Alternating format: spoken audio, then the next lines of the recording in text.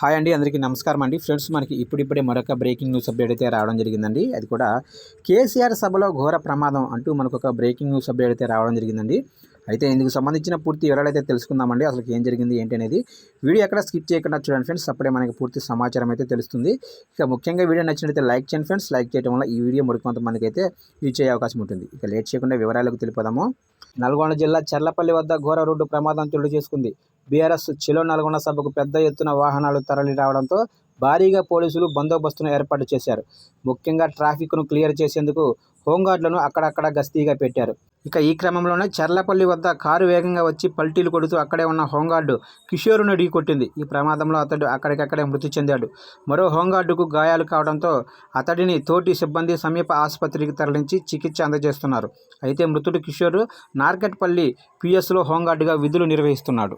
Update నచ్చినట్లయితే like చేయండి. ఇలాంటి ముఖ్యమైన అప్డేట్స్ కోసం ఇప్పుడే మన ఛానల్ని సబ్స్క్రైబ్ అయితే చేసి ఫాలో చేయండి ఫ్రెండ్స్.